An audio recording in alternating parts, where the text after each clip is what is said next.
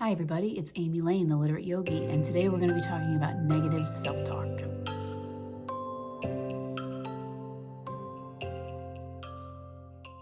So before we get started, if you like this video, please be sure to subscribe to this YouTube channel.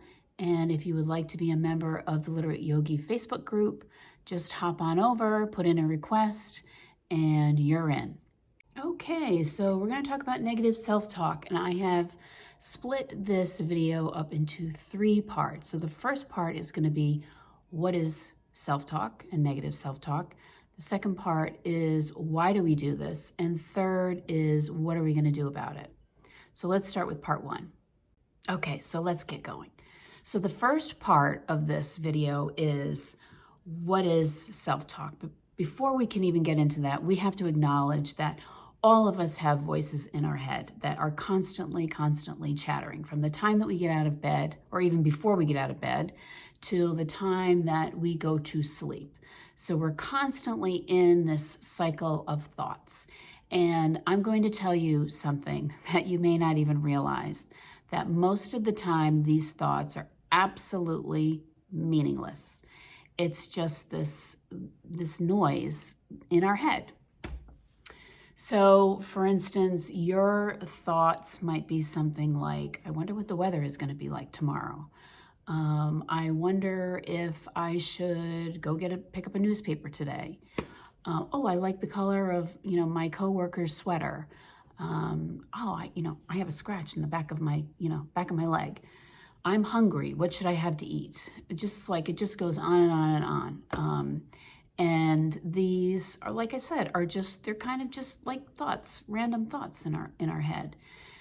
What happens is that we, at times, we may have a thought that really kind of like parlays into this negative self-talk. And again, remember, it's meaningless, but I can give you a perfect example of this, and we all can relate to this.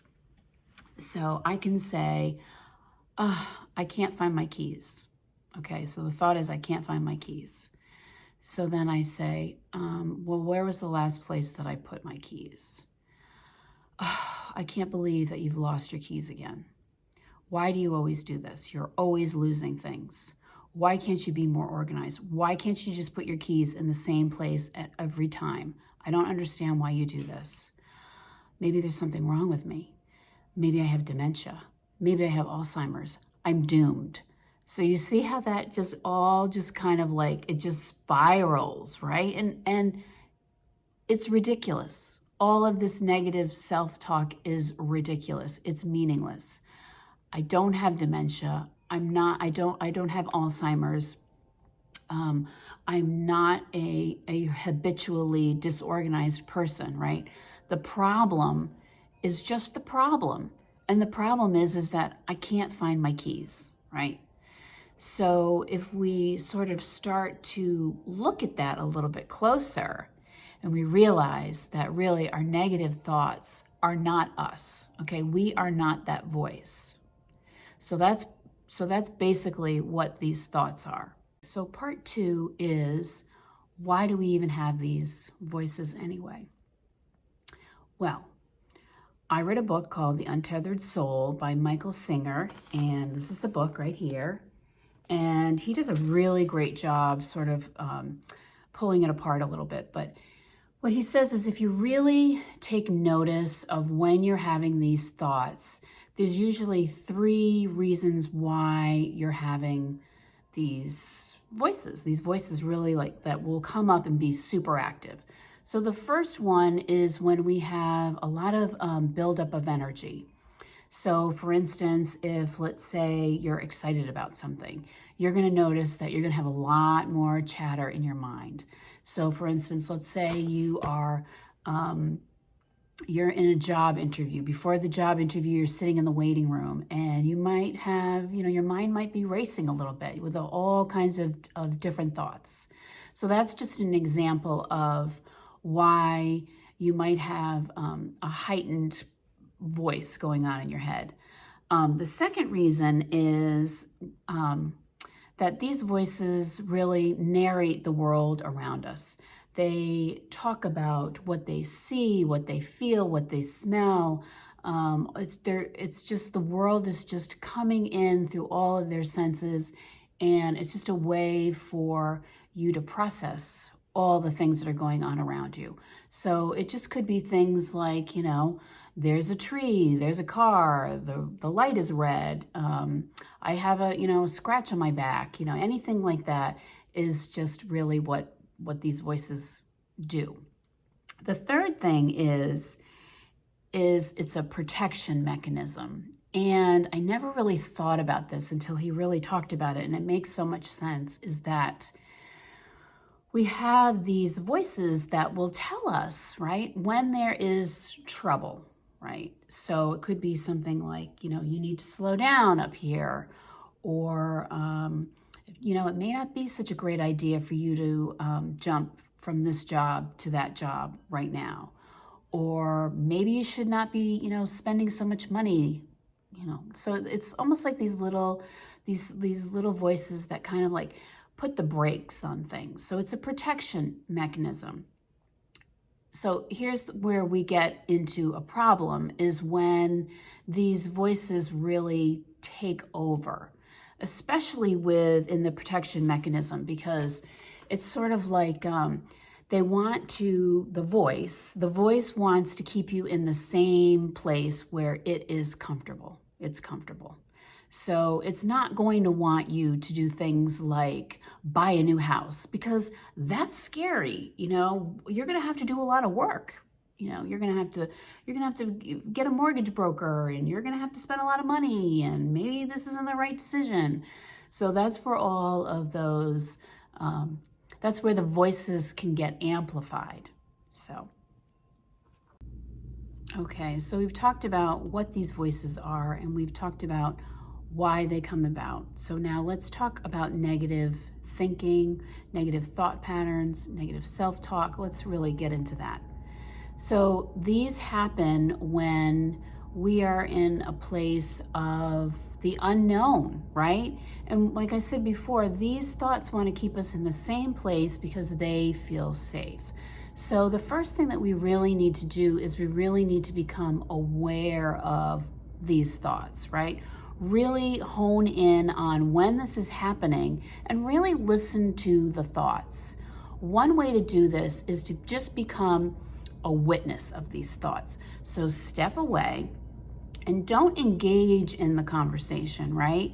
Because a lot of times we do that when we are in that negative self-talk.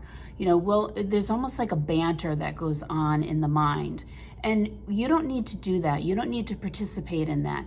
So step back and really listen to what this voice is saying. Don't engage, okay? And remember that what you really want to focus on is the problem, right? Not the reaction of what your voice is saying to you. The voice wants to get you stirred up, right? And the voice wants to get you in this kind of like this fear mode. And fear keeps us from moving forward. So focus on the problem, like I said before. Like, for instance, the situation about the keys, right? I am not a bad person because I can't find my keys, okay? I can't find my keys because I put them somewhere that I don't remember. It's just that easy. So just remember to step away, okay?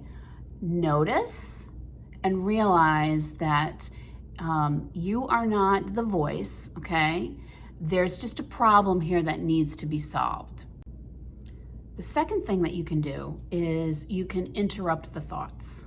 Okay, so now you know that like you're aware of that these thoughts are happening, right? You don't want it to just, be a runaway train. Okay, you want to interrupt the thoughts. So one good way of doing that is by doing some breath work. Breath work is a great way of putting your mind somewhere else. So there are two different breathing techniques that you can do. The first one is just, it's an inhale and a pause and an exhale and a pause. So you just inhale and you pause at the top, and then you exhale and pause at the exhale. And you do this a few times, at least 3 times, and you're going to find that you're going to calm the mind down. And as you're doing that, just let those thoughts go. That's all it is. That's it. So the second type of breath is a ratio breath. So for instance, we're going to do the 4-8 breath. So that's another way of just getting your mind off of your thoughts and focusing on something else. And at the same time, it's going to bring your body down, and it's going to bring your thoughts down. It'll kind of like settle you in. So let's say we do the 4-8 breath. So we're going to inhale for 4 beats. So you're going to inhale 1, 2, 3, 4, pause, and then exhale for 8. So you're emptying out the lungs, really releasing everything for 8 beats. And then you're going to inhale again for 4. So let's try that. So we're going to inhale for 4 and exhale for 8.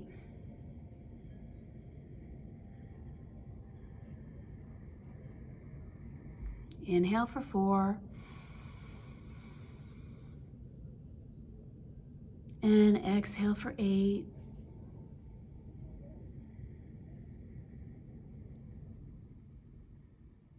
And that's it. So you're really sort of like giving more control to the breath rather than the voice. And the third technique that you can do that almost it's like retraining the brain. So we're going to retrain the brain by doing some positive affirmations.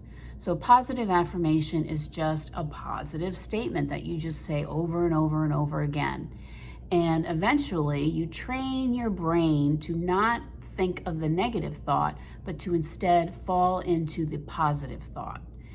So I actually, on my YouTube channel here, I have actually put up some affirmations, and I'm going to keep incorporating some so you can go in and, play something. And it doesn't have to be a long meditation period of 15 minutes. Literally, you can do this in 3 minutes in front of the mirror if you want to.